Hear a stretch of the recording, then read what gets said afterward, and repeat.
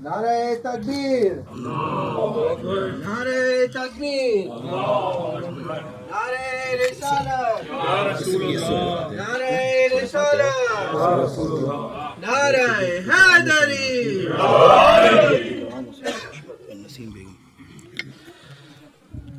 سید اکرام حسین ہاشمی اور مرحومہ نسیم بیگم کو شامل کرتے ہوئے تمام ارواح مومنین و مومنات کے لیے فاتح۔ بسم اللہ الرحمن الرحیم۔ مالک یوم الدین، ایاک نعبد و ایاک نستعین، اهدنا الصراط المستقیم، صراط الذین انعمت علیہم۔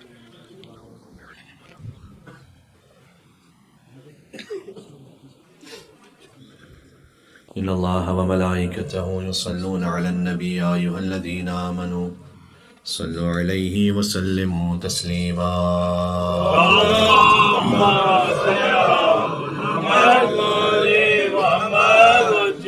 اعوذ باللہ من الشیطان الرجیم، بسم اللہ الرحمن الرحیم۔ لا حول ولا قوة الا باللہ العلی العظیم، حسبنا اللہ ونعم الوکیل، نعم المولا ونعم النصیر، وبه نستعین وهو خیر ناصر ومعین، والعاقبۃ للمتقین والجنة للموحدین والنار للعاصین، والصلاة والسلام علی اکرم الانبیاء والمرسلین، حبیب الہ العالمین، العبد المرتضی والنبی المجتبی والرسول المصطفی، سیدنا و نبینا و مولانا ابی القاسم محمد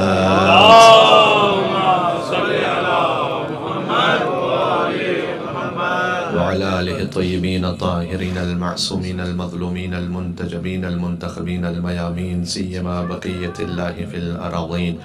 اللهم صل وسلم وزد وبارك على صاحب الدعوة النبوية والصولة الحيدرية والعصمة الفاطمية والحلم الحسنية والشجاعة الحسينية والعبادة السجادية والمآثر الباقرية والآثار الجعفرية والعلوم الكاظمية والحجج الرضوية والجود الدقوية والنقاوة النقوية والهيبة العسكرية والغيبة الإلهية، نار الصلوات۔ اللهم صل على محمد وآل محمد، نار حیدری یا علی۔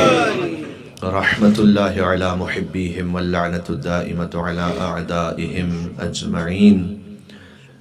اس گھر میں برکتوں کے نزول کے لیے دعا امام زمانہ عجل اللہ تعالی فرجہ الشریف۔ بسم اللہ الرحمن الرحیم۔ اللہم کن ولیک حجت بن الحسن، صلواتك عليهم وعلى آبائهم في هذه الساعة وفي كل ساعة، وليا وحافظا وقائدا وناصرا ودليلا وعينا، حتى تسكنه أرضك طوعا وتمتعه فيها طويلا۔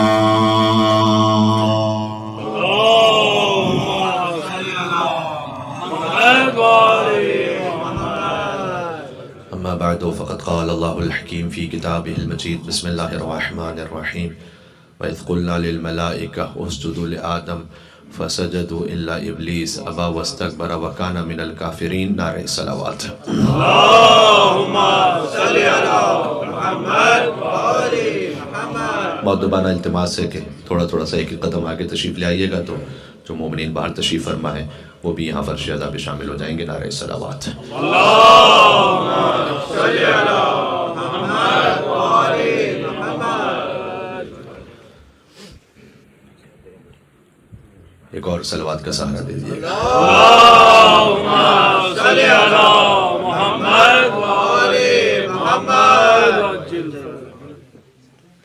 حضور مکرم جب معراج پہ تشریف لے گئے تو جبریل نے کہا کہ یا رسول اللہ یہ ایک فرشتہ وہ ہے کہ جو ایک نماز 20,000 سال کی پڑھتا ہے، 5,000 سال کا قیام کرتا ہے، 5,000 سال کا رکوع، 5,000 سال کے سجدے، 5,000 سال کا تشہد، اور 20,000 سال کی نماز پڑھ کے یہ ثواب آپ کی امت کو ہدیہ کر دیتا ہے.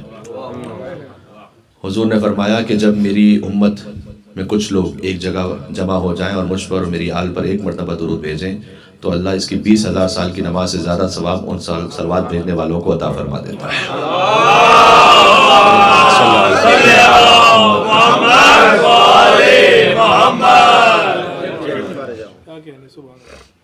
یہ وہ عمل ہے کہ جو خود اللہ سبحانہ و تعالیٰ انجام دیتا ہے. اللہ تعالیٰ نماز نہیں پڑھتا، اللہ تعالیٰ کی نماز پڑھی جاتی ہے. اللہ تعالیٰ خود روزہ نہیں رکھتا، اللہ تعالیٰ کے لیے روزہ رکھا جاتا ہے. اللہ تعالیٰ خود حج پہ نہیں آتا، اللہ تعالیٰ کے لیے حج کیا جاتا ہے. یہ وہ عمل ہے کہ اللہ سبحانہ و تعالیٰ خود انجام دیتا ہے. ان اللہ و ملائکتہ یصلون علی النبی یا ایھا الذین آمنوا صلوا علیہ وسلموا تسلیما. اللہم صل علی محمد و علی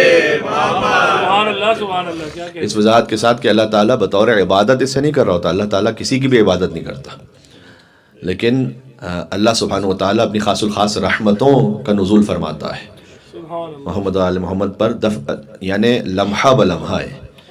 ان اللہ و ملائکتہ یصلون، یصلون کا لفظ ہے فعل مضارع، یہاں علماء کرام تشریف فرمائے، یعنی یہ کنٹینیوس ٹینس ہے. اللہ تعالیٰ درود بھیج رہا ہے، درود بھیجتا رہے گا. اس کا ترجمہ یہ ہے. کب تک درود بھیجتا رہے گا؟ جب تک یہ آیت ہے جب تک درود بھیجتا رہے گا، یعنی قیامت تک بھیجتا رہے گا درود، اور قیامت میں بھی بھیجتا رہے گا. یہ جو یصلون کا لفظ ہے نا، بات یہاں سے شروع ہوئی. آیت تو ہم نے سورہ بقرہ کی پڑھی تھی، وہاں سے مجھے شروع کرنی تھی بات، لیکن آپ کی صلوات نے اس بات پر مجھے ابھارا کہ میں اس طرح سے بات شروع کروں. تو یصلون کا لفظ خود اس آیت میں اللہ سبحانہ وتعالیٰ نے اس لفظ کا جو استعمال کیا ہے، یہ لفظ گواہ ہے کہ اللہ سبحانہ وتعالیٰ نے اپنے حبیب کی زندگی کے ایک ایک لمحے کی ضمانت لی ہے. ورنہ اگر کہیں کسی لمحے پر ہذیان یا نسیان ہوتا تو وہ اللہ کی جانب سے درود نہ ہوتا.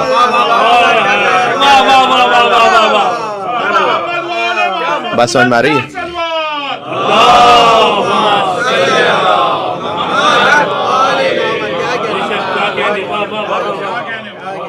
یہ جیسے پہلے آواز تھی نا خطبے کے وقت، وہی کر دیجئے، وہ سب سے بہتر تھا.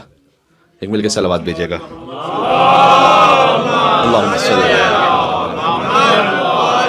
محمد.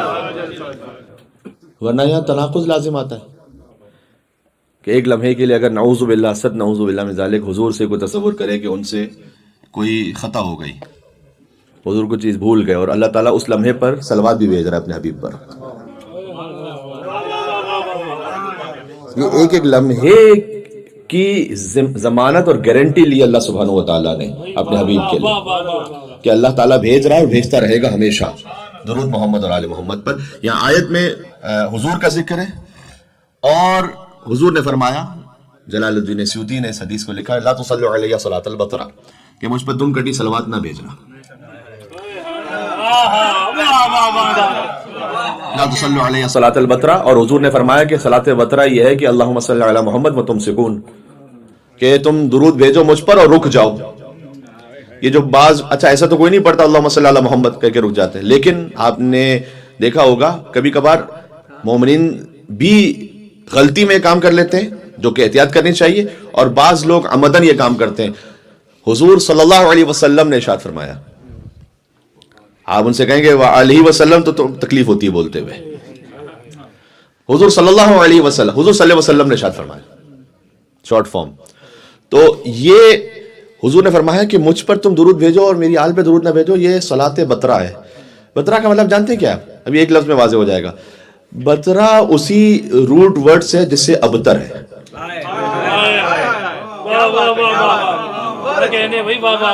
بطرہ چونکہ مؤنث کا لفظ ہے لہٰذا یہ بطرہ کا لفظ ہے، وہاں ابتر مذکر کا لفظ ہے لہٰذا وہ ابتر ہے. مطلب وہی ہے، یعنی اگر کوئی فقط حضور پر درود بھیجے تو وہ صلوات ابتر ہے، حضور نے کہا مجھ پر ابتر والی صلوات نہ بھیجو، مجھ پر کوثر والی صلوات بھیجو۔ محمد والے محمد بلندر صلوات، اللہم صلی علی محمد وعلی محمد۔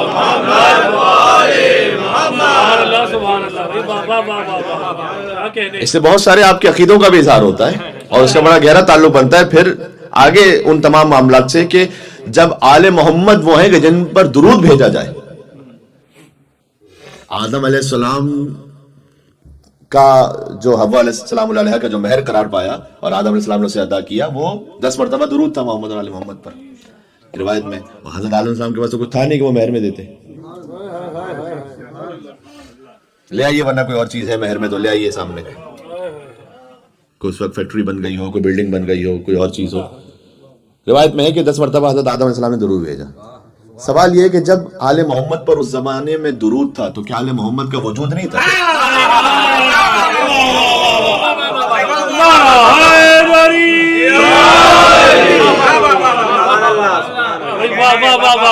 یہ کیسے ممکن ہے کہ جن کا وجود ہی نہ ہو ان پر درود ہو؟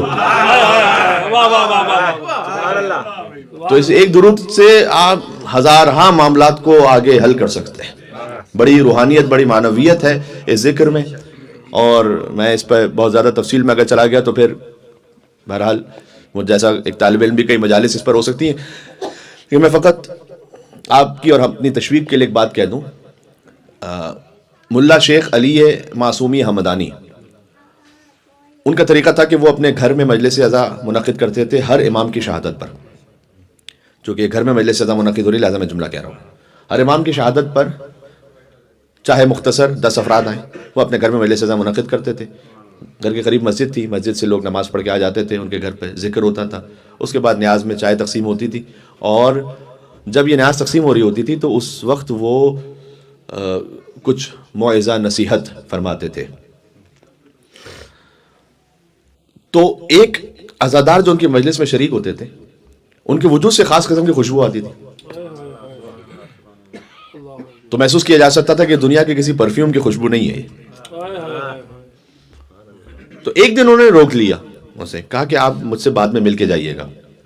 تو وہ بیٹھ گئے، مومن ان کے احترام میں، عالم دین کے احترام میں۔ بعد میں انہوں نے پوچھا کہ مجھے جب بھی آپ تشریف لاتے ہیں آپ کے وجود سے خوشبو محسوس ہوتی ہے، یہ کون سی خوشبو ہے؟ تو انہوں نے کہا کہ میں تو کوئی اس طرح کا خاص پرفیوم یا عطر یوز نہیں کرتا۔ تو کہا میں جانتا ہوں، اسی خاطر میں آپ سے پوچھ رہا ہوں، یہ کچھ اور خوشبو ہے، تو مجھے بتائیے کہ کون سی خوشبو ہے۔ اب دیکھیے، پہلی بات یہ ہے کہ ایک تو اس وجود سے خوشبو آ رہی ہے، دوسرا یہ کہ قوت شامہ بھی ایسی ہو کہ اس خوشبو کو محسوس کر سکے۔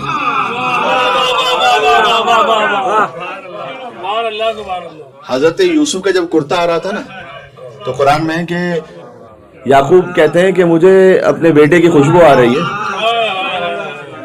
لولا تفندون، اگر تم مجھے بیوقوف نہ کہو، یہ قرآن میں لفظ ہے، اگر تم مجھے دیوانہ نہ کہو تو میں کہہ رہا ہوں کہ مجھے یوسف کی خوشبو آ رہی ہے، کیونکہ کسی اور کو نہیں آ رہی ہے، وہ حضرت یعقوب کو آ رہی ہے، وہ چونکہ وہ قوت شامہ ہے کہ جو نبوت کی خوشبو کو محسوس کر سکے۔ کیا کہنا، جب حضور بی بی سیدہ کے پاس آتے تھے کہتے تھے انی اشم رائحۃ الجنہ منھا، اے فاطمہ میں آپ سے جنت کی خوشبو کو محسوس کر رہا ہوں۔ وجود ہے، سبحان اللہ، اللہم صلی علی محمد وعلی محمد۔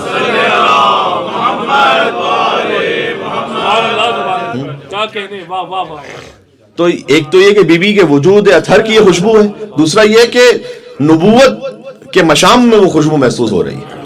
ہر ایک کو وہ خوشبو محسوس نہیں ہو سکتی، ہاں؟ تو انی اشم رائحۃ الجنہ منھا، اے فاطمہ میں آپ سے جنت کی خوشبو کو محسوس کرتا ہوں۔ خدا، مصطفیٰ، مرتضیٰ سبھی ولی ہیں، ولایت کی عزت فقط فاطمہ ہے، اور زمانے کی جنت نہ جانے کہاں ہو، محمد کی جنت فقط فاطمہ ہے۔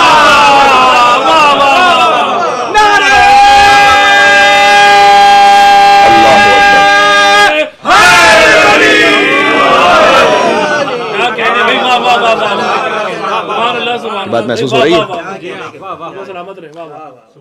تو ملا آخوند معصومی حمدانی گویا وہ اس قوت شامہ کو رکھتے تھے کہ اس خوشبو کو محسوس کر سکیں۔ تو انہوں نے پوچھا کہ آپ کے وجود سے کوئی خوشبو آتی ہے؟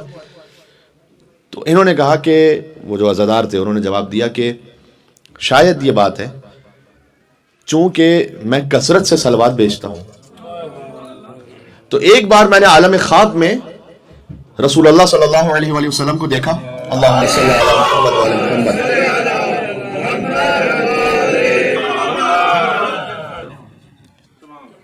آپ دیکھیے گا یہاں پر ایک تسلیم کی بات بھی آئے گی.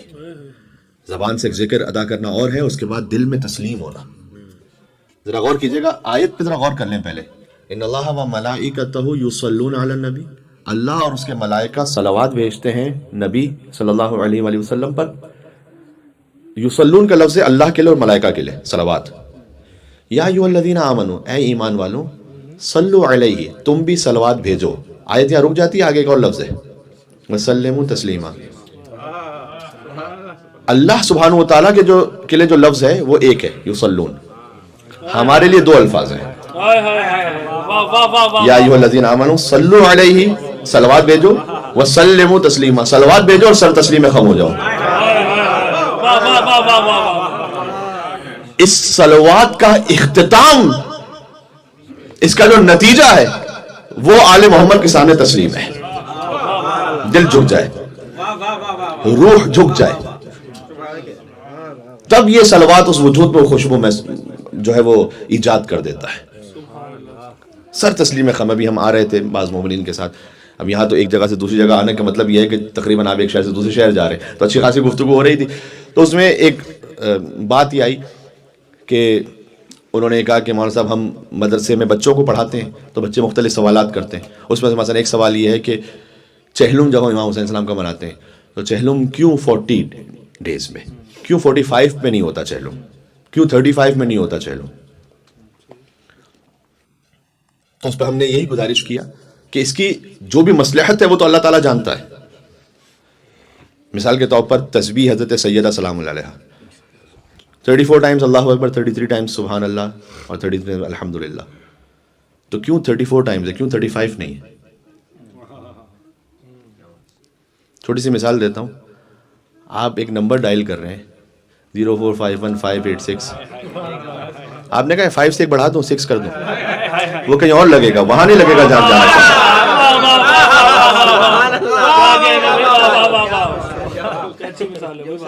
چونکہ ہم دنیا کے نظام کو سمجھتے ہیں لہٰذا یہ بات سمجھنا بڑا آسان ہے. ہم چونکہ معنویات کے نظام سے واقف نہیں ہیں اس لیے ہماری سمجھ میں نہیں آتا کہ 34 میں کیا راز ہے اللہ تعالیٰ نے جو رکھا ہوا ہے. یہ ہے تسلیم، یہ ہے سبمیشن. آپ یہاں کے معاملات پہ سمجھ گئے نا کہ دیکھیں ایک نمبر چینج کر دینے سے، وہ مولانا ایک عدد اگر یہ چینج ہو جائے تو اس سے کیا فرق پڑ جائے گا؟ فرق یہ پڑے گا کہ پھر آپ کا کنیکشن کہیں اور جڑ جائے گا ایک نمبر چینج ہو جانے سے. یہاں اس لیے سمجھ میں آ رہا ہے کیونکہ یہ سسٹم آپ نے خود بنایا ہے، روح کو آپ نے نہیں بنایا ہے، اس لیے آپ کو روح کے بارے میں معلوم نہیں ہے، وہ اللہ تعالیٰ بتائے گا. یہ ہے سبمیشن. اللہ تعالیٰ نے ہر حکم کی الگ الگ علتیں بیان نہیں فرمائی ہیں. کچھ کی بیان فرمائیں، علل الشرائع شیخ صدوق علیہ الرحمٰن نے کتاب لکھی، اس کی علتیں بیان کر دیں. کچھ علتوں کو معصومین نے بیان، سب نہیں بیان فرمائی. فرمایا کہ اپنا دل جھکاؤ یہاں پر. یہ ہے. اب میں نے عرض کیا تھا تو میں ایک مثال یہاں دے دوں کہ حضرت علامہ طالب دری صاحب علیہ اللہ مقامہ، وہ ایک اپنی نجی نشست میں اس بات کو بیان کر رہے تھے کہ ایک مرتبہ شدید علیل ہو گئے تو وہ گئے ڈاکٹر کے پاس. وہ جو ڈاکٹر تھے وہ تھوڑا سا ملحدانہ ذہنیت کے تھے، تو انہوں نے علاج بھی کر رہے تھے مولانا کا، اور پوچھ لیا انہوں نے کہ یہ جو اللہ تعالیٰ نے رکھا ہے دن میں 17 رکعت فرض نماز، فجر پہ 2 رکعت پڑھیں، پھر ظہر پہ 4 رکعت، عصر پہ 4 رکعت، مغرب 3 رکعت، عشاء 4 رکعت، یہ اتنا پورا دن ڈسٹرب کر کے کیوں رکھا ہوا اللہ تعالیٰ نے؟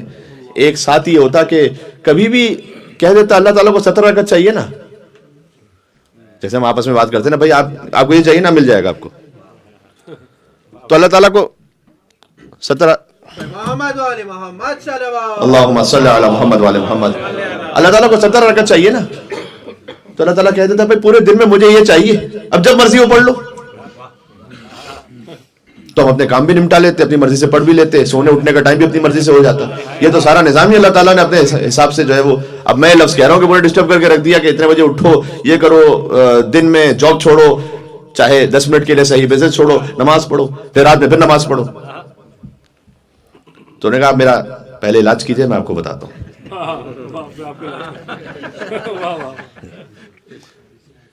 انہوں نے پرسکرپشنز لکھ کے دیے کچھ، ہائے ہائے ہائے ہائے، کہ دیکھیں آپ نے بریک فاسٹ کے بعد یہ دوا لینی ہے،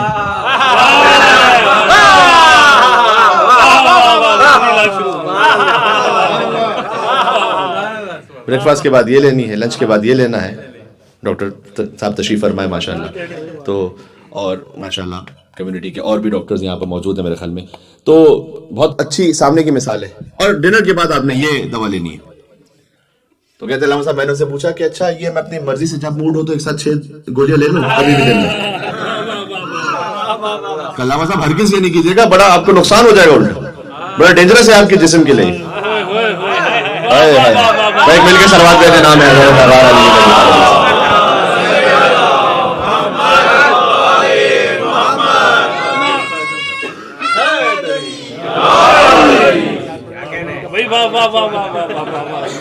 تو ایک ساتھ میں یہ ساری کیپسولز لے لوں؟ کہا نہیں ہرگز نہیں، یہ بہت زیادہ نقصان دہ ہوگا آپ کے جسم کے لیے. اچھا کہتے ہیں کہ میں نے ان سے یہ کہا وہ جسم جسے آپ نے بنایا نہیں ہے. بھائی آپ جسم کے خالق نہیں ہیں، آپ تھوڑا سا جسم کو سمجھتے ہیں، تھوڑا سا نظام کو سمجھتے ہیں، پورا تو ابھی تک نہیں سمجھ پائے، تھوڑا سا جسم کے نظام کو سمجھتے ہیں. تو آپ اپنے آپ کے لیے حق سمجھتے ہیں کہ ہم آپ سے کہیں کہ فجر پہ آپ یہ لیجئے، یعنی بال فاضی کا بریک فاسٹ پہ یہ لیجئے، لنچ پہ یہ لیجئے، ڈنر پہ یہ لیجئے. وہ اللہ سبحانہ و تعالیٰ جو جسم کا بھی خالق ہے، روح کا بھی خالق ہے.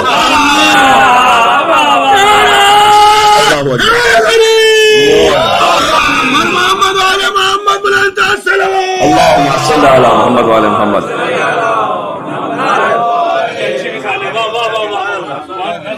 اس اللہ تعالیٰ کے لیے یہ حق نہیں دیتے کہ وہ آپ کی روح کے بارے میں کوئی فیصلہ کر سکے اور کہے کہ دیکھو فجر پہ 2 رکعت پڑھنا، ظہر پہ 4 رکعت پڑھنا، عصر پہ 4 رکعت پڑھنا، مغرب پہ 3 رکعت پڑھنا. علت ہمیں نہیں معلوم، اس کی ریزن ایکچوئل کیا ہے، وی ڈونٹ نو کہ 3 رکعت پڑھنے سے کیا ہے اور 4 رکعت پڑھنے سے کیا ہے. اللہ سبحانہ و تعالیٰ جانتا ہے، لیکن کچھ نہ کچھ ہے. کیونکہ اگر آپ نے اس نظام کو تبدیل کیا تو پھر آپ کا رابطہ کہیں اور سے جڑے گا. اللہ تعالیٰ ابلیس سے کہہ رہا مجھے ایک سجدہ چاہیے،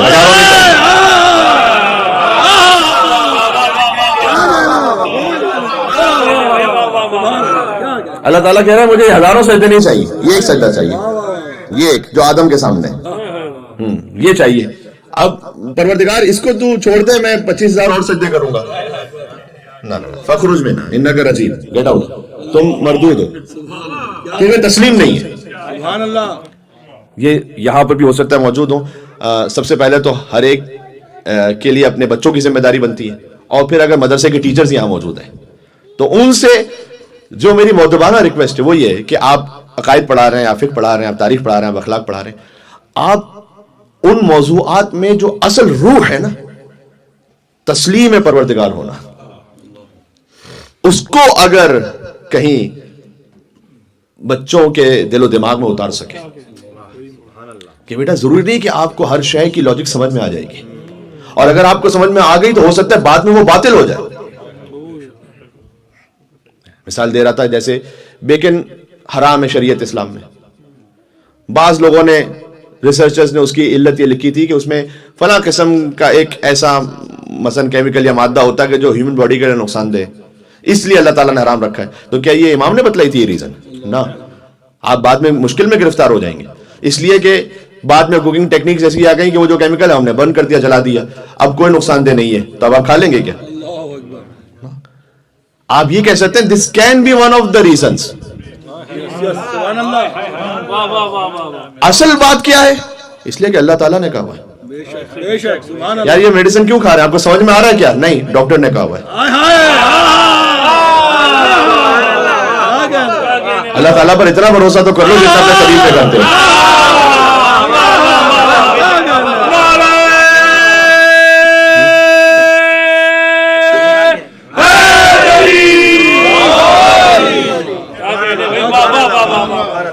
یہ سلمو تسلیمہ سمجھ میں آ رہا ہے جہاں سے بات ہو رہی ہے؟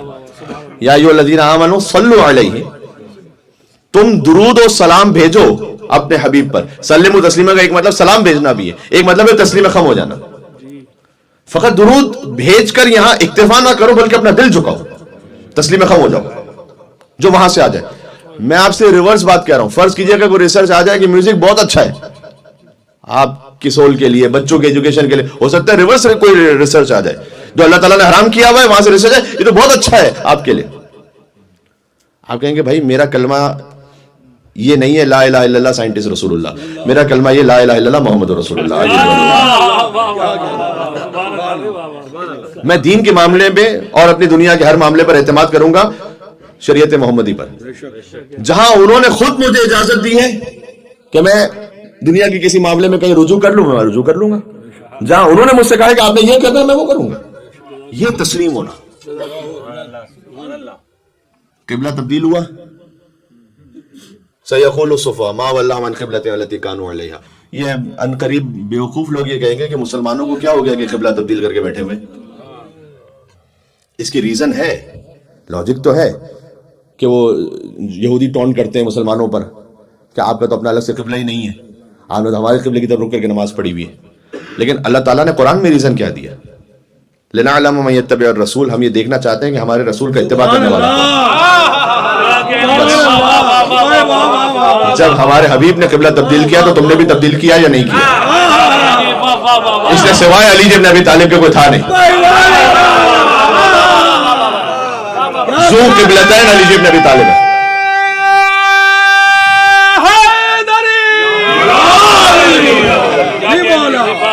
دوران نماز وہی آئی ہے, 2 رکعت نماز بیت المقدس کی طرف رک کر کے پڑھی ہے, 2 رکعت نماز خانہ کعبہ کی طرف رک کر کے پڑھی ہے. دوران نماز وہی آئی ہے, اور امیر المومنین کے سوا کوئی تھا نہیں جو رسول اللہ کے ساتھ اپنے قبلے کو تبدیل کرتا, کیونکہ فقط علی کا دل تھا جو کامل جھکا ہوا تھا رسول اللہ کے ساتھ. وہ اگر کوئی مولا علی سے پوچھے رسول اللہ پہ تو وہی نازل ہوئی, انہوں نے قبلہ تبدیل کر دیا, آپ نے کیوں تبدیل کیا ہے؟ تو وہ علی کا جواب یہ کہ ہم نہ بیت المقدس جانے نہ خانہ کعبہ جانے, جہاں رکن مصطفیٰ ہو جائے وہی ہمارا قبلہ ہے.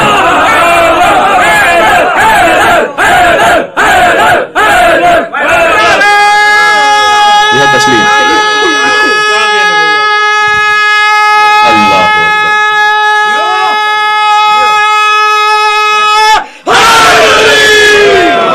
علی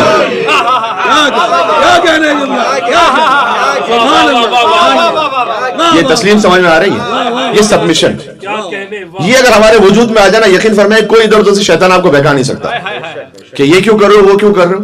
ایک جواب ہے میرے پاس. سب سے پہلے میں نے فنڈامنٹلی یہ طے کر لیا کہ کوئی خالق ہے یا نہیں ہے, اور وہ خالق حکیم ہے یا نہیں. جب یہ توحید میں طے ہو چکا اس کے بعد مجھے ہر سوال الگ سے پوچھنے کی ضرورت نہیں ہے. یا تو پھر توحید کو جا کے ٹھیک کیجیے, یا تو پھر ہمیں وہاں مسئلہ ہے کہ پتہ نہیں اللہ تعالیٰ حکیم ہے یا نہیں, اور پتہ نہیں اللہ تعالیٰ قادر ہے یا نہیں, اور پتہ نہیں اللہ تعالیٰ علیم ہے یا نہیں.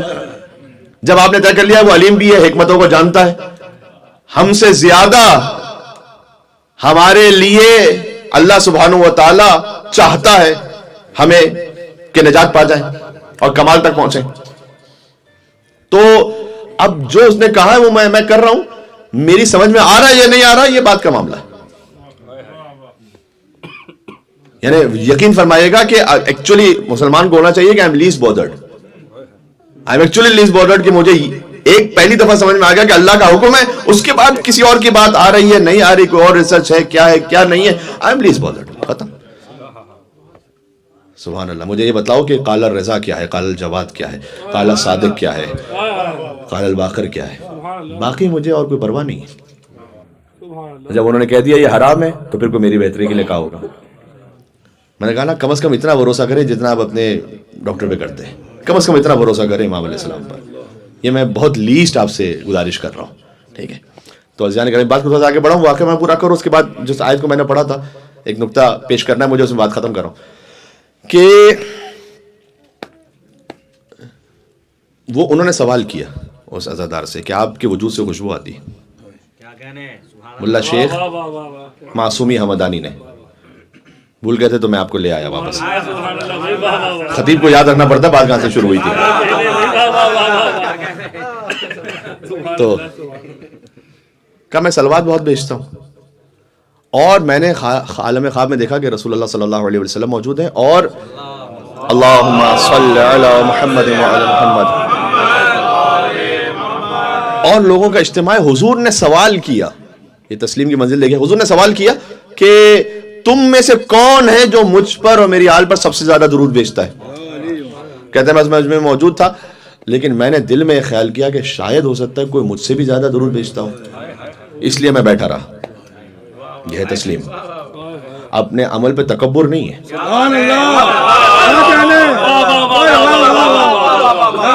کہتے ہیں اگرچہ کہ میں اٹھتے بیٹھتے ہر عالم میں صلوات بھیجتا تھا, لیکن میں نے سوچا کہ شاید کوئی مجھ سے بھی زیادہ صلوات بھیج رہا ہو. یہ تسلیم ہونی چاہیے. تو میں نہیں اٹھا.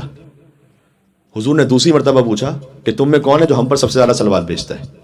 تو کہتے ہیں میں پھر بیٹھا رہا, کوئی بھی نہیں اٹھا, میں بیٹھا رہا.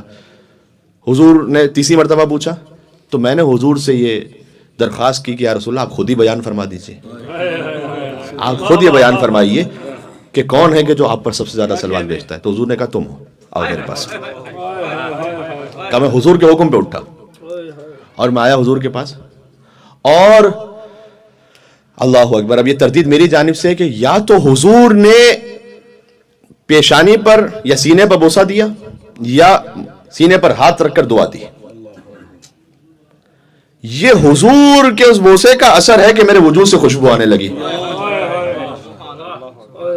بات محسوس ہو رہی ہے؟ یہ صلوات بھی ہے, تسلیم بھی ہے آل محمد کے سامنے. وَإِذْ قُلْنَا لِلْمَلَائِكَةِ اسْجُدُوا لِآدَمَ فَسَجَدُوا إِلَّا إِبْلِيسَ أَبَى وَاسْتَكْبَرَ وَكَانَ مِنَ الْكَافِرِينَ.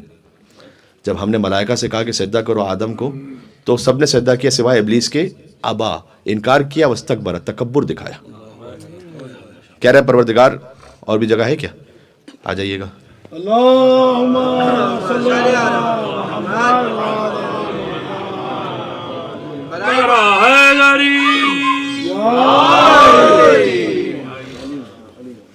تکبر دکھایا.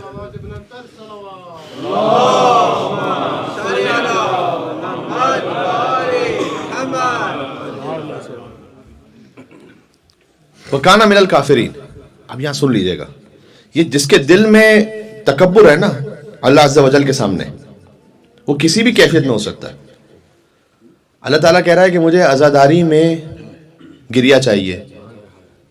آپ کہہ رہے ہیں اس گریے سے کیا ہوتا ہے؟ فقط یہ تکبر ہے اللہ کے سامنے. اللہ تعالیٰ ایک حکم مانگ رہا ہے, آپ کہہ رہے ہیں کہ اس سے کیا ہوتا ہے؟ رونے جیسی شکل بنانے سے کیا ہوتا ہے؟ یہ مرثیہ پڑھنے سے کیا ہوتا ہے؟ آپ جیسی محرم شروع ہوگا آپ کو ایک لمبا سا میسج آئے گا, محرم یعنی یہ, محرم یعنی یہ, محرم یعنی یہ اخلاق, محرم یعنی یہ کام, محرم یعنی یہ عبادت, محرم یعنی 25 لائنوں کا میسج ہوگا. نہیں ہوگا وہ جو محرم امام نے بدلا ہے, محرم یعنی رونا. اس کی کوئی اہمیت ہی نہیں سمجھتے. کہتے اس سے کیا ہوگا؟ فقط اللہ تعالیٰ کہہ رہا ہے یہ ایک سجدہ چاہیے مجھے.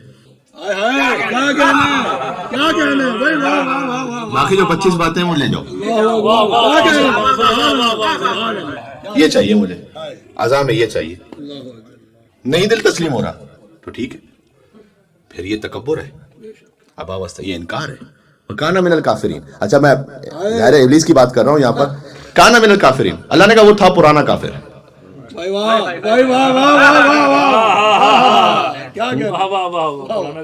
جی جی, مجھ سے میرے محترم یونس بھائی نے کہا تھا, ایک جگہ ہم نے ایک بات کو پڑھا تھا, انہوں نے کہا تھا کہ اس بات کو ضرور میرے گھر بیان کیجیے گا, تو وہ میں بیان کرنے لگا ہوں. وہ کانا من الکافرین, وہ تھا پرانا کافر. پروردگار وہ کہاں پرانا کافر تھا؟ وہ ملائکہ کے صفوں میں اٹھ رہا ہے, بیٹھ رہا ہے, سجدے کر رہا ہے, عبادتیں کر رہا ہے, تو کہہ رہا ہے پرانا کافر تھا. بعض مفسرین نے یہاں لکھا ہے کہ کانا بمعنی صارا ہے, یعنی وہ ہو گیا کافر. صارا کا مطلب ہوتا ہے کہ ہی بیکیم, صحیح ہے, لیکن کانا کا مطلب ہوتا ہے کہ پاسٹ ٹینس سے ایک پرانی حالت کو جو پہلے سے انسان میں اس کو بیان کرنے کے لفظ کانا یوز ہوتا ہے.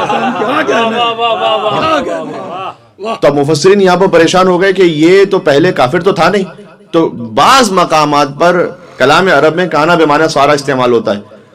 نہیں, غلط ہے. یہاں کانا بمعنی سارا نہیں ہے, یہاں کانا بمعنی کانا ہی ہے, عربی والا کانا, اردو والا نہیں. کانا من الکافرین, وہ تھا کافر پہلے ہی سے. اللہ تعالیٰ کا نظام سمجھ میں آ رہا ہے؟ تھا پہلے سے کافر. جب خلیفۃ اللہ کی خلافت کا اعلان ہوا تو کفر بے نقاب ہو گیا صاحب.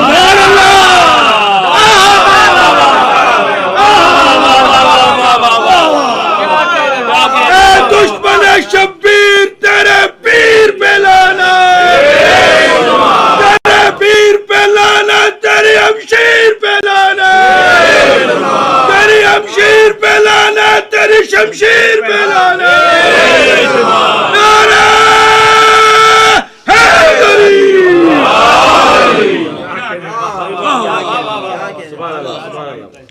اللہ سے کرے دور تو تعلیم بھی فتنہ، املاک بھی اولاد بھی جاگیر بھی فتنہ، ناحق کے لیے اٹھے تو شمشیر بھی فتنہ، شمشیر تو کیا نعرہ تکبیر بھی فتنہ۔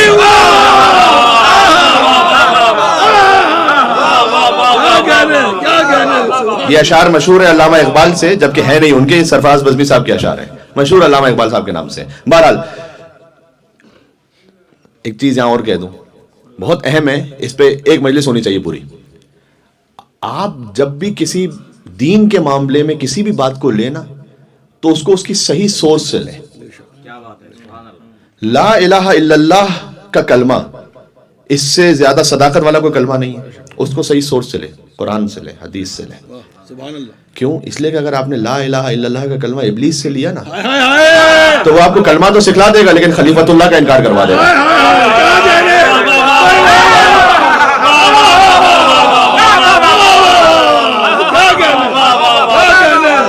یہ بات سمجھ میں آئی میں نے کیا کہا؟ ہر صحیح بات بھی ہر جگہ سے نہ لے۔ فَلْيَنْظُرِ الْإِنسَانُ إِلَىٰ طَعَامِهِ، انسان کو دیکھنا چاہیے کہ وہ کیا کھا رہا ہے۔ سبحان اللہ۔ سورہ عبسہ کی آیت ہے، تو امام علیہ السلام نے فرمایا کہ عِلْمُهُ الَّذِي يَأْخُذُ عَمَّنْ يَأْخُذُ، وہ اسے دیکھنا چاہیے کہ وہ علم جہاں سے حاصل کر رہا ہے کس مقام سے وہ اپنا علم لے رہا ہے، ہر جگہ سے علم نہ لیں۔ نعرہ تکبیر بھی ہر جگہ سے نہ لیں۔ کیوں؟ اب میں جملہ کہنے لگا ہوں، دیکھو اگر نعرہ تکبیر علی کے دشمن کے پاس ہے نا تو وہاں سے وہ فتنہ ہے نعرہ تکبیر میں۔ کیا بھول گئے قرآن نیزوں میں بلند نہیں ہوئے تھے صفین میں؟ تو قرآن ہی تو ہے وہ، ہاں لیکن نہیں، اس کا مقصد فتنہ ہے، یہ ذہن میں رکھنا۔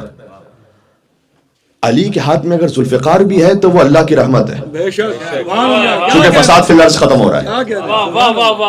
اس بات کو سمجھیے گا، صحیح سورس سے علم ہے، ہر جگہ سے نہ علم، کیونکہ آپ نے شیطان سے بڑھ کے کوئی توحید سکھلانے والا ہے کیا؟ وہ تو کہہ رہا ہے کہ پروردگار صرف تجھے جھکوں گا، تو خلقتنی من طین خلقتہ من نار خلقتنی من نار وخلقتہ من طین، تو نے مجھے مٹی سے خلق کیا ہے، یعنی اللہ تعالیٰ کو خالق مانتا ہے، بار بار رب رب کہہ کے بات کر رہا ہے، تو رب ہے میرا، تو رب ہے، تو رب ہے۔ آپ نے اگر شیطان سے توحید کو سیکھا نا تو اللہ کے بنائے ہوئے خلیفہ کا انکار کروائے گا۔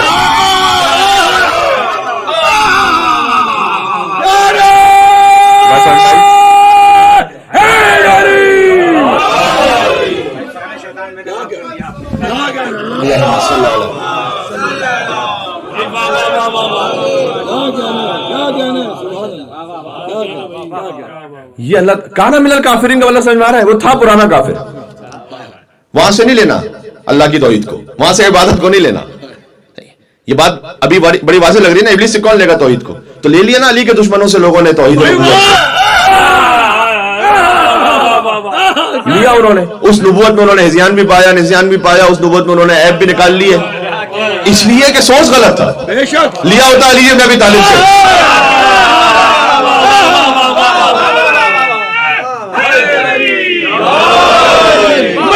مسجد ممبر حیدر حیدر حیدر حیدر نفس نبی داماد پیمبر حیدر حیدر حیدر حیدر تارا اترا کس کے در پر حیدر حیدر حیدر حیدر فاتح بدر و فاتح خیبر حیدر حیدر حیدر حیدر نعرہ حیدری۔ اور کہیں سے کوئی کسی کا خطاب آ جائے، کبھی بھی دشمن زہرا کے لیے اپنے دل میں ذرا برابر بھی ہمدردی نہیں لے کر آنا۔ سلامت رہے، سلامت رہے، چاہے کوئی کتنا ہی کہتا رہے یہ دیکھو یہ کام کر کے بڑے اچھے تھے، یہ کام بڑے اچھے تھے، ان کے ابلیس کے بھی کچھ کام بڑے اچھے تھے۔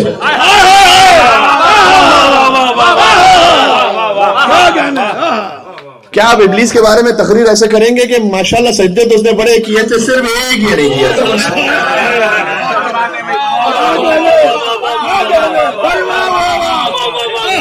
کیا ابلیس کے بارے میں تقریر ہو سکتی ہے؟ سجدے تو بہت کیے تھے اس نے ماشاءاللہ، 6000 سال تک عبادت کرتا تھا، سارے کارنامے گنائے، اور پھر کہ بس یہ ایک سجدہ نہیں کیا تھا، بس یہ ایک غلطی ہو گئی، باقی سب کام ٹھیک تھے۔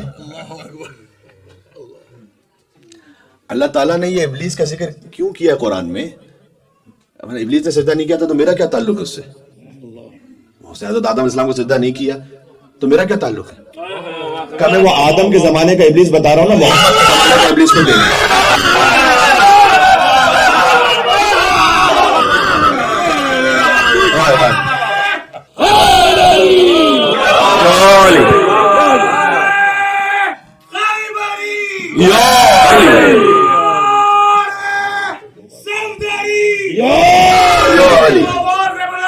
اللہم صلی علی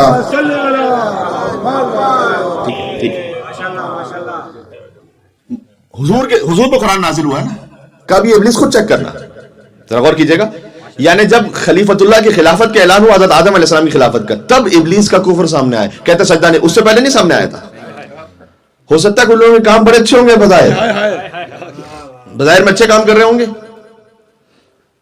وہ جیسے ابلیس ملائکہ کے ساتھ تھا وہ بھی رسول اللہ کے ساتھ بیٹھے ہوئے ہوں گے، لیکن جب غدیر میں خلافت کا اعلان ہوگا تب ابلیسیت سامنے آئے گی، یہ ذہن میں رکھنا۔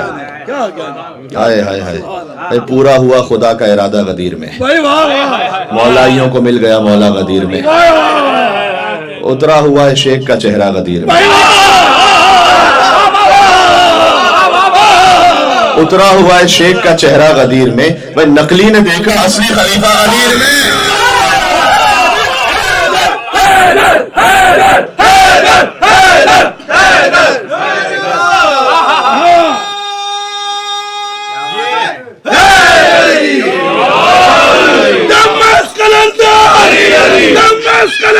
علی علی کعبے کے اندر، کعبے کے اندر، علی علی مکے میں آیا، علی علی مکے میں آیا، یثرب پہ جایا، یثرب پہ جایا، علی علی غدیر میں دیکھو، غدیر میں دیکھو، خیبر بھی بولا، خیبر بھی بولا، ذرا دھیرے دھیرے، علی علی ہولے ہولے، چلا کے بولو، چلا کے بولو، دشمن بھی سن لے، دشمن بھی سن لے، اللہ بھی سن لے، نعرہ حیدری۔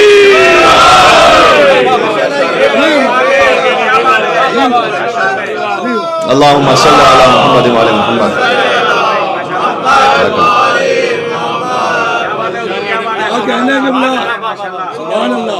میں چاہتا تھا کہ آپ خوبصورت نعرے اب ان دو مصروں کے بعد لگائیں، لیکن آپ نے پہلے لگا دیے۔ اب ذرا سنیے گا کہ یہ اللہ تعالیٰ کا منصوبہ ہے، پورا ہوا خدا کا ارادہ غدیر میں، مولائیوں کو مل گیا مولا غدیر میں، اترا ہوا ہے شیخ کا چہرہ غدیر میں نقلی نے دیکھا اصلی خلیفہ غدیر میں۔ اب جو میں یہاں سے کہہ رہا ہوں اتنا رہیے گا، اس سے آگے نہیں، جتنے کا میں ذمہ دار ہوں اپنے الفاظ کا۔ کفر و نفاق و شرک پریشان ہو گئے،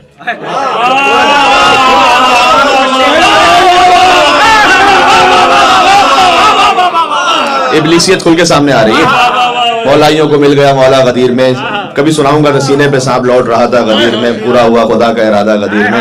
کفر و نفاق و شرک پریشان ہو گئے، تینوں کا ہو رہا ہے صفایا غدیر میں۔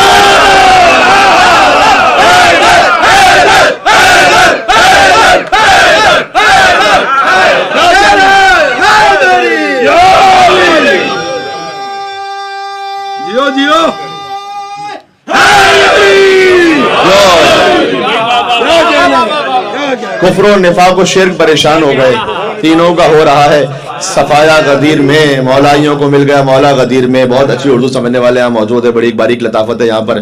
مولائیوں کو مل گیا مولا غدیر میں، پورا ہوا خدا کا ارادہ غدیر میں۔ اللہ اکبر۔ حیدر کو مصطفیٰ نے بڑی چاہتوں کے ساتھ، حیدر کو مصطفیٰ نے بڑی چاہتوں کے ساتھ، مجھے اجازت دیں کہ میں اس ترتیب میں پھر سے آ جاؤں۔ پورا ہوا خدا کا ارادہ غدیر میں، مولائیوں کو مل گیا مولا غدیر میں، اترا ہوا شیخ کا چہرہ غدیر میں، سینے پہ سانپ لوٹ رہا تھا غدیر میں۔ کفر و نفاق و شرک پریشان ہو گئے، تینوں کا ہو رہا ہے صفایا غدیر میں۔ حیدر کو مصطفیٰ نے بڑی چاہتوں کے ساتھ، حیدر کو مصطفیٰ نے بڑی چاہتوں کے ساتھ ہجرت کی شب سلایا، اٹھایا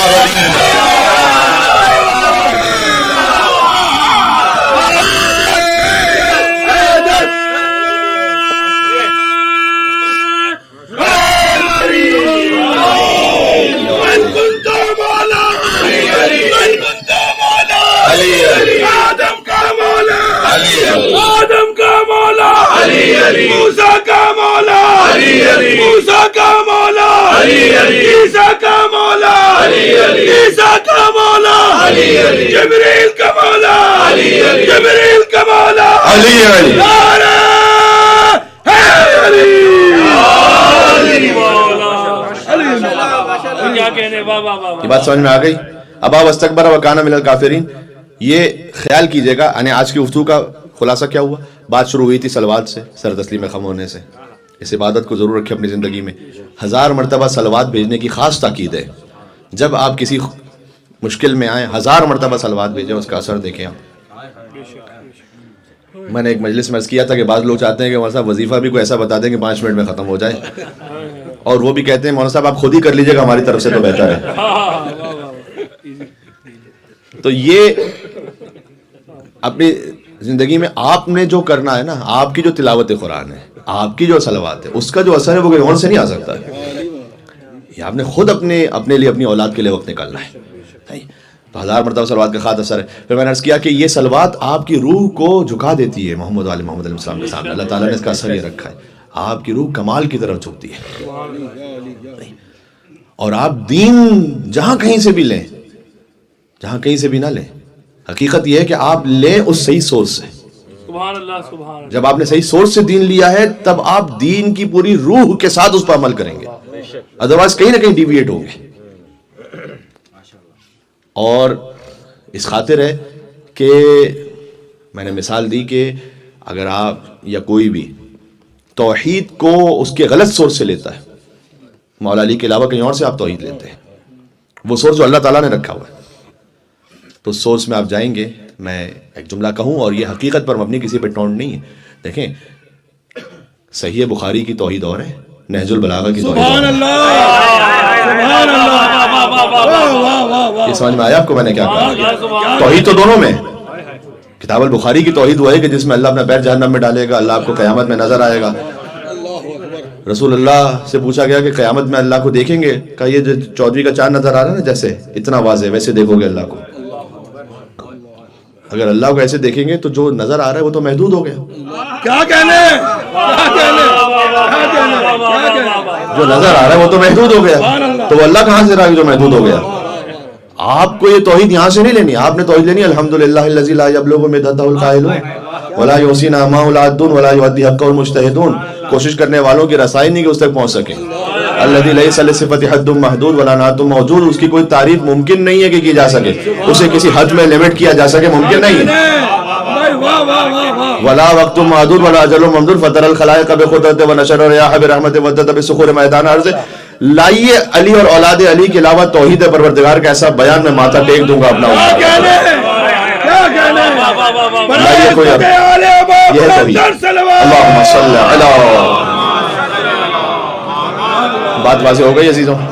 بس یہاں پر یہ آج کی گفتگو کا خلاصہ ہو گیا. اپنے دین کو اس طرح سے محکم رکھیں انشاءاللہ.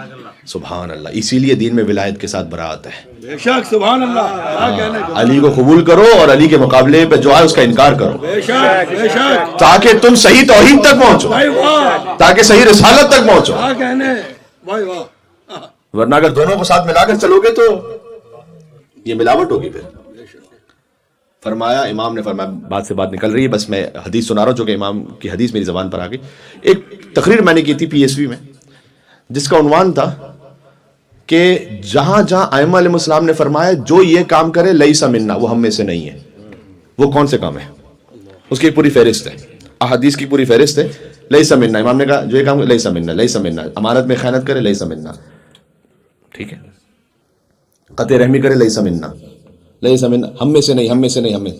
اس میں فرمایا امام نے من غشنا فلیس منا، جو ہم اہل بیت میں ملاوٹ کریں. ایک حدیث تو سب کو یاد ہے کہ جو ملاوٹ کرے وہ ہم میں سے نہیں. جو ہمیں اسلامیات میں پڑھائی جاتی تھی، وہ خالی دودھ کی ملاوٹ کی بات نہیں ہے، وہ تو وہ بات ہے، لیکن ہمارا من غشنا یا جو ہم میں ملاوٹ کرے وہ ہم فلیس منا، وہ ہمیں تو اہل بیت میں کون ملاوٹ کرے گا؟ یعنی جو اہل بیت کا مقام ہے وہ کسی اور کو دینا شروع کر دو، یہ اہل بیت میں ملاوٹ ہے، نہیں کرو یہ کام۔ علی جو ہے نا وہ مرکز وحدت ہے، بے شک نقطہ اتحاد ہے۔ جو آگے چلے گئے پیچھے آ جائیں، غدیر پر سبحان اللہ، پیچھے رہ گئے آگے آ جائیں، غالی کہہ رہے ہو، غالی بن گئے ہو، پیچھے آ جاؤ، سبحان اللہ، مقصر ہو جاؤ، آگے آ جاؤ، سبحان اللہ، واہ واہ واہ واہ علی پر جمع ہو جاؤ، واہ واہ، کیا غالی بن کے علی رب کہہ رہے ہو، غالی بن کے پیچھے آؤ، دوسروں کو علی جیسا کہہ رہے ہو، آگے آؤ، کیا کہنے، کیا کہنے، کیا کہنے، زبان کے ساتھ دل بولا، علی مولا، نعرہ حیدری کہہ رہے ہو، نبی بولا، خدا بولا، علی مولا، علی مولا، غدیر میں نبی بولا، علی مولا، علی مولا، نعرہ حیدری، کیا کہنے، علی نقطہ وحدت ہے، آگے چلے گئے پیچھے آ جاؤ، علی رب نہ کہو، منع کیا نزعون عن ربوبیہ، ہمیں ربوبیہ سے تنزیہ کرو، پیچھے آؤ، دوسروں کو علی جیسا کہہ رہے ہو، نہیں مقصر ہو تم، آگے آؤ، دوسروں کو علی جیسا کہہ رہے ہو یعنی علی کو ان جیسا کہہ رہے ہو، پھر آگے آؤ۔ عزیزان گرامی، بات یہاں رک رہی ہے، پھر کبھی انشاءاللہ توفیق رہی تو پھر کچھ اور عرائض عرض کروں گا۔ ذکر ہے آج علی کی پوتی کا، سکینہ بنت الحسین سلام اللہ علیہا کی شہادت کی مجلس ہے۔ یہ علی کی وہ پوتی ہے کہ جو بار بار علی کو پکارتی رہی شام غریبہ، اور حمید ابن مسلم سے کہتی رہی کہ کیا مجھے کوفے کا پتہ بتا سکتا ہے، چونکہ اس بی بی کے دامن میں آگ لگی ہوئی تھی، اور حمید ابن مسلم نے چاہا کہ میں آگ کو بجھا دوں، تو یہ بچی پیچھے ہٹ گئی اور فرمایا کہ میں آل محمد سے تعلق رکھتی ہوں، کوئی نامحرم میرے جسم کو ہاتھ نہیں لگا سکتا۔ اس نے کہا بی بی فقط میں دامن پکڑ کے آگ بجھا دوں گا۔ جب آگ بجھا دی حمید ابن مسلم نے تو گویا حسین کی دختر نے یہ فرمایا کہ تو کچھ رحم دل معلوم ہوتا ہے، اب تک تو جو بھی آیا تماچے مارنے والا آیا، کوڑے لگانے والا آیا، کیا اتنی مہربانی مجھ پر کر سکتا ہے کہ مجھے کوفے کا پتہ بتا دے؟ کبھی بھی آپ کوفہ جا کر کیا کریں گی؟ کہا کوفہ کے جوار میں میرا دادا کائنات کا مشکل کشا علی بن ابی طالب رہتا ہے، میں کوفہ جا کے فریاد کروں گی دادا آپ تو کوفہ کے یتیموں کو پالتے تھے، مشکل کشائی فرماتے تھے۔ ذرا ایک لمحے کے لیے سوچئے گا، مولا علی علیہ السلام کی شہادت سن 40 ہجری میں، کربلا کا واقعہ 61 ہجری میں، یعنی 20 سال بعد، تو 40 ہجری میں وہ علی جن یتیموں کو پالتے تھے وہ اب جوان ہو گئے ہوں گے نا 20 سال بعد، تو ان میں سے کوئی ایک بھی نہیں تھا ایسا جو یہ کہتا کہ یہ علی کی پوتی ہے، اسے تماچے نہ مارو، اسی کے دادا نے تو ہمیں پالا ہے، ہاں اس کے دادا نے جب ہم یتیم تھے تو ہمیں پالا ہے۔ کیا یتیم پرور تھے علی بن ابی طالب علیہ السلام، کوفہ کے یتیم فخر سے کہا کرتے تھے کہ ہمیں یتیم نہ کہو، اس لیے کہ ہمارا پالنے والا علی بن ابی طالب ہے۔ اللہ اکبر یا اللہ۔ تو عزیزان گرامی، یہ سفر اس طرح سے گزرا اس بچی کا کہ رخساروں کا رنگ بدل گیا، معروف ہو گیا ویسے ازارت ناحیہ کے جملے سے، اگرچہ کہ ازارت ناحیہ کا جملہ تو نہیں ہے لیکن حقیقت پر مبنی ہے کہ سلام اس بچی پر کہ جس کے رخساروں کا رنگ بدلتا گیا۔ رخساروں کا رنگ ایسے ہی بدل سکتا ہے کہ جب ایک تماچے کے اوپر دوسرا تماچا مار دیا جائے اور پھر اس تماچے پر مزید تماچا مار دیا جائے۔ حسین نے تیر و تلوار کے زخم کھائے، 900 زخم شعراء نے لکھے اپنی اپنی کتابوں میں اور اپنے مرثیوں میں۔ مجھے کوئی بتا سکتا ہے کہ سکینہ نے کتنے تماچے کھائے؟ ایک جملہ میں جناب محترم سجاد بھائی کیا کہہ رہا تھا کہ ہر شہید کی حد آتش معلوم ہے۔ حسین عصر عاشور پہ شہید ہوئے تو حوض کوثر پر سیراب ہوئے، عباس علیہ السلام ان سے پہلے شہید ہوئے، قاسم علیہ السلام ان سے پہلے شہید ہوئے، تو ہر ایک کی حد آتش بتائے کون کتنا پیاسا رہا۔ 3 دن کے تو سبھی پیاسے تھے، لیکن کوئی مجھ سے یہ پوچھے کہ سکینہ کب تک پیاسی رہی تو یہ بیان کرنا بڑا مشکل ہے، اس لیے کہ اتنا پانی تو مل گیا کہ جو جسم و جان اور روح کے لیے کافی ہو، لیکن غور کرنا، اگر یہ بچی پیاسی نہ ہوتی تو راہ کوفہ میں کیوں کہتی کہ پھوپھی اماں کی سکینہ کب تک پیاسی رہے گی؟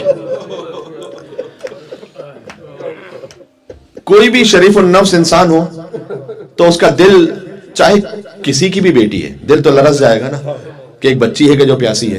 تو وہ فوراً ایک مومنہ دیکھ رہی تھی, اپنے گھر میں گئی, کوزے آپ کو بھر کر لائی اور کہا کہ اے بی بی یہ پانی تو پی لو, لیکن میں نے رسول اللہ کی شریعت میں سنا ہے کہ اللہ مظلوموں کی دعا قبول کرتا ہے, تو پہلے کچھ دعائیں کر دینا. دیکھیں اب وہ دعائیں بھی وہ تھی جو سکینہ کے دل پر زخم کی طرح لگ رہی تھیں. دعا وہ تھی کہ جو سکینہ کے دل پر زخم کی طرح, اس لیے کہ اگر کوئی سکینہ سے یہ کہے کہ جیسے تم یتیم ہوئی ہو خدا میرے بچوں کو یتیم نہ کرے, یہ دعا کر دو کہ جیسے تم اسیر ہوئی ہو خدا میرے بچوں کو اسیر نہ کرے. دیکھیں اب میں اس کو چشمِ تصور سے سوچ ہی سکتا ہوں, ہر بات تو کتاب میں واضح نہیں لکھی ہوئی ہوتی نا, لیکن آپ بین السطور واقعات سے سمجھتے ہیں. یقیناً جب اس نے پانی دیا ہوگا تو کوئی کیفیت ایسی ہوگی کہ سپاہی کچھ دور ہوں گے, سپاہی کہیں اور متوجہ ہوں گے, تو اس نے فوراً لا کے پانی دیا ہوگا کہ بچی جلدی سے پانی پی لو. اب فطرت کی بات یہ ہے کہ بچی کو فوراً پانی پینا چاہیے, لیکن چونکہ مشکل کشا کی پوتی ہے نا, تو پہلے مشکل کشائی کرے گی پھر پانی پیے گی. کہ اچھا میں پانی تو بعد میں پیوں گی, بتا تیری دعا کیا ہے. تو اس نے دعا کہی کہ خدا سے دعا کرو جیسے تم یتیم ہوئی میرے بچے یتیم نہ ہو, جیسے تم اسیر ہوئی میرے بچے اسیر نہ ہو. گویا سکینہ نے ننھے ننھے ہاتھ بلند کیے کہ پروردگارا تجھے سکینہ کی یتیمی کا واسطہ ہے, جیسے سکینہ یتیم ہوئی اس کے بچوں کو یتیم نہ کرنا, جیسے سکینہ اسیر ہوئی اس کے بچوں کو اسیر نہ کرنا. کہ اگر کوئی اور دعا بھی ہے, کہ ایک دعا اور ہے کہ خدا مجھے ایک بار مدینہ کی زیارت نصیب فرما.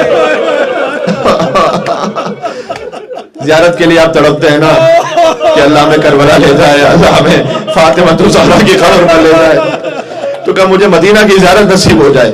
کہ اچھا بی بی مدینے جا کر کیا کرو گی؟ یہ بی بی زینب سلام اللہ علیہا پوچھ رہی ہیں. بی بی نے دشمنوں کے شہر میں اپنے شہر کا نام سنا, کہ بی بی مدینے جا کر آپ کیا کریں گی؟ کہ آپ کو خبر نہیں ہے مدینہ میں رسول کا نواسہ حسین رہتا ہے, اور مدینہ میں حسین کی بہن زینب رہتی ہے, تو میں جاؤں گی اپنی شہزادی کی خدمت میں.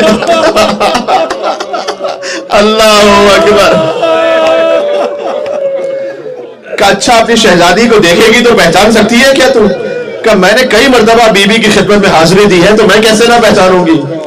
یہ کہہ کر میں نے ایک بزرگ عالم تھے گزر گئے دنیا سے, ان سے ایک جملہ سنا تھا کہ گویا جب یہ مکالمہ ہو رہا تھا تو اس مومنہ نے بی بی سے یہ کہا کہ دیکھو بس ایسے درباروں اور ایسے بازاروں میں میری بی بی کا نام نہ لو, بس بات ختم کر دو یار. یہ بازار اچھی جگہ نہیں ہے, وہاں پر زینب کا نام نہ لو. اللہ نام نہ لو یا میری شہزادی کا. بس اب بی بی سے ضبط نہ ہو سکا, اپنے چہرے سے بالوں کو ہٹایا, فرمایا اے ام حبیبہ تو نے کہاں پہچانا؟ میں تیری شہزادی زینب تیرے شہر میں قیدی بن کر آ گئی, اور وہ دیکھ دو کہ نیزہ پر تیرے والا حسین کا سر بنا ہے. تو ام حبیبہ نے ایک سوال پوچھا کہ بی بی تم یہاں کوفہ کے بازار میں یہ بتلاؤ عباس کہاں ہے؟ بیوی اگر عباس ہوتا زینب کے بازوں میں رسیاں لگا دیا, عباس ہوتا تو زینب کی چادر نہ چھینی جاتی. یہ بچی کوفہ اور شام کے مصائب سہتے ہوئے زندان میں پہنچی. کل میں ایک مجلس میں مصائب پڑھ رہا تھا میلبرن ہی کے ایک اور علاقے میں, وہاں جو روایت پڑھی وہ تو یہاں نہیں پڑھوں گا, کچھ اور چہرے مجھے نظر آ رہے ہیں. جہاں وہاں میں نے ختم کی تھی روایت, اس سے ایک جملہ اور آگے بڑھا رہا ہوں. جب اہل بیت کا قافلہ شام کے دربار میں پہنچ گیا تھا نا, تب کسی بی بی کی گردن بندھی ہے, کسی کی کلائی, سکینہ کا گلا بندھا ہوا تھا, عجب کیفیت تھی. تو یزید نے زہر ابن قیس سے کہا کہ یہ سر کون سے ہیں؟ ایک سر تھا جو حسین کا تشت میں رکھا ہوا تھا. یا اللہ. پھر کہا یہ کون سا سر ہے؟ کہا یہ عباس کا سر ہے, یہ علی اکبر کا سر ہے. پھر اس نے ایک ایک بیوی کے لیے پوچھنا شروع کیا, من ہاذہ من ہاذہ من ہاذہ, یہ کون بیوی ہے, یہ کون بیوی ہے, یہ کون بیوی ہے. بی بی زینب سلام اللہ علیہا کو باقی بیویوں نے اپنے حصار میں لیا ہوا تھا, بی بی کے احترام میں اور بی بی کے حجاب میں. تو اس یزید لعین نے پوچھا من ہاذہ المتکبرہ, یہ مغرور بی بی کون ہے؟ اللہ اکبر. کہ علی کی بیٹی زینب. مجھے معاف کرنا، دل میں تکلیف ہوگی. انہیں کہ شام کے مصائب وہ ہے کہ سجاد بھی کہتے کہتے مر گئے کہ الشام الشام الشام. پھر یزید نے پوچھا یہ چھوٹی بچی کون ہے؟ کہا یہ حسین کی دختر ہے. کہ اس کی رسی کو کچھ دیر کے لیے کھولو. دیکھو عزیزو، کتاب میں لفظ یہ ہے کہ اس نے 4 سال کی بچی کو کہا سب سے جدا کر کے اسے دربار کے درمیان بٹھا دو، سب کے درمیان. اب کہیں 700 کرسی نشین ہے، کہیں 900 کرسی نشین ہے، اور حسین کی بیٹی طرح درمیان میں بیٹھی ہوئی ہے. تو یزید نے پوچھا کہ کیا تیرا بابا امام وقت تھا، حجت تھا؟ کہا یقیناً میرا بابا امام تھا. کہا میں تو تب امام مانوں گی حسین کا کٹا ہوا سر تیری گود میں آ گیا. اللہ اکبر اللہ اکبر. عجب منظر ہے عزیزوں. اللہ جانے وہ سر حسین کا کیسے سکینہ کی گود میں پہنچا. سکینہ نے جھک کر حسین کا بوسہ لیا. علماء کہتے ہیں آج منظر بدل گیا. ہمیشہ حسین جھک کر سکینہ کا بوسہ لیتے، آج سکینہ نے جھک کر حسین کا بوسہ لیا. من الذی قطع وريدك. بابا یہ گردن کی رگیں کس نے کاٹا؟ بابا یہ آپ کی داڑھی کو خون سے رنگین کس نے؟ یہ کہہ کر سکینہ خاموش ہوئی. فرمایا میرے چہرے پر تماچوں کے نشان دیکھو، میرے کانوں سے بہتا ہوا لہو دیکھو. روایت یہاں پر روک رہا ہوں عزیزوں، پھر رات میں ایک مجلس پڑھنی ہے وہاں سے آگے، لیکن آپ رو چکے. مجلس اپنے اختتام پر ہے کیونکہ شہادت بی بی سکینہ سلام اللہ علیہا کی مجلس ہے. تو مجھے بس ایک جملہ کہنے دیں. زندان میں یہ بچی دن ہے تو رونا ہے، رات ہے تو رونا ہے. دفعتاً سفر کا مہینہ دیکھو شروع ہونے والا ہے. شہادت بی بی سکینہ سلام اللہ علیہا کا مہینہ ہے. کچھ دیر بعد رات میں دفعتاً سکینہ روتے روتے جب کچھ آرام کی کیفیت میں گئی تو دوبارہ بیدار ہوئی. کہا بھی اماں میرا بابا ابھی لینے آیا تھا مجھے. میرا بابا کہاں چلا گیا؟ جب سکینہ اٹھی تو ساری بیویوں نے پھر سے گریا شروع کیا. یا اللہ یا اللہ. ایک منزل وہ آئی کہ جب حسین کا کٹا سر تشت میں آیا. خدا کسی بیٹی کو یہ منظر نہ دکھائے. کہا بھی اماں میرے بابا کی خوشبو آ رہی ہے. ہر بیوی نے اٹھ کر سلام کیا. السلام علیکم یا ابا عبداللہ. سکینہ نے وہ سر اپنی گود میں لیا. سکینہ گریا کرتے کرتے آواز تھم گئی سکینہ کی. سید سجاد آگے بڑھے. آگے بڑھ کر بی بی زینب نے جب پوچھا کہ بیٹا سجاد میری سکینہ کی کیا کیفیت ہے؟ کہا بھی اماں انا للہ وَإِنَّا إِلَيْهِ رَاجِعُونَ. سکینہ مجھے چھوڑ کر دنیا سے رخصت ہو. سکینہ دنیا سے نہ غسل دیا اور نہ کفنایا بہن کو. سجاد بندے ہاتھوں سے دفنایا بہن کو. ذرا سوچو سجاد نے ان ہتھکڑیوں کے ساتھ قبر کیسے کھودی ہوگی. انہی ہتھکڑیوں کے ساتھ کھرچ کھرچ کر قبر کھودی. جب سکینہ کو مسالہ غسل دے رہی تھی تو برداشت نہ کرتے تھی. فریاد کرتے بھائی کہ اس بچی کو کتنے تماچے مارے گئے. اس کا خوب بڑا کرتا اس کے جسم سے الگ نہیں ہو. کیا اس بچی کو کوئی بیماری تھی؟ بیوی نے کہا نہیں میری بچی کو بیماری تو کوئی نہیں، لیکن راہ کوفہ شام میں اتنے تماچے مارے. سکینہ کا جسم لہولہان تھا. میں ہاتھوں کو جوڑ کے کروں گا اے بی بی آپ بھی 4 سال کی بطول ہیں. آپ کی دادی کو جب مولا علی غسل دے رہے تھے وہ ضبط نہ کر پائے جب آپ کو غسالہ غسل دے رہے تھے. السلام علیکہ یا معبود اللہ وعلى الأرواح التي حلت بفنائك. السلام على الحسين